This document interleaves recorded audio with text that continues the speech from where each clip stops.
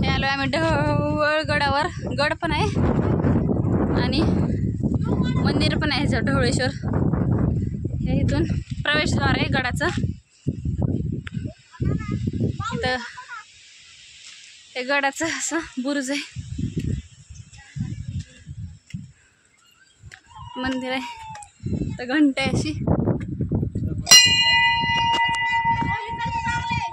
जुन्या, हे गडावरचे असे जुने आहेत.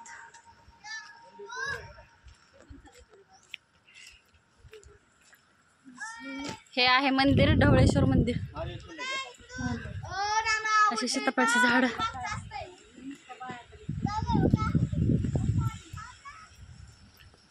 मस्त असं हे नाही, भोलेश्वर पेक्षा उंच आहे माहिती आहे का. बघा ना हवा किती, ते वेगळं दिसतंय, लगेच दिसतं ना किती उंच आहे.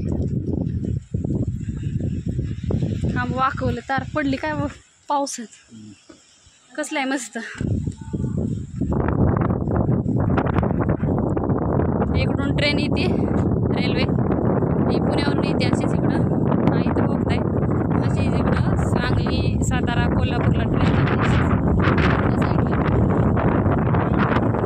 हां लय स्लो आहे ट्रेन.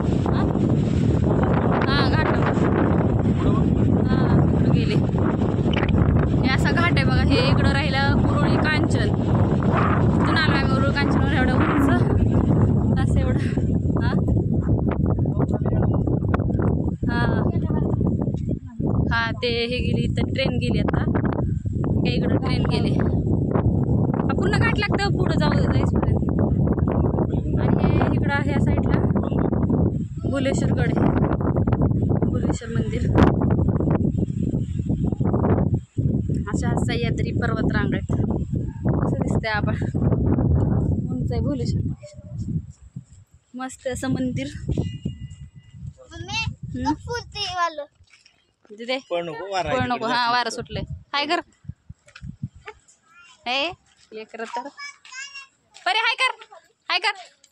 हाय परी, कुठं आली तू परी? मंदिरात मन. हे आहे ढवळेश्वर मंदिर.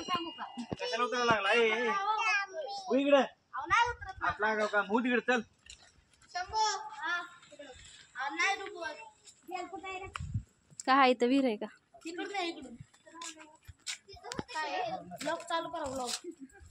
चालूच बीडको मेलेली मंदिरा विहीर आहे. हा चल तिकडं.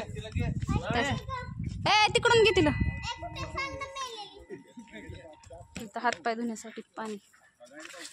जाणार का मंदिरात? हो घेतलं मी दर्शन.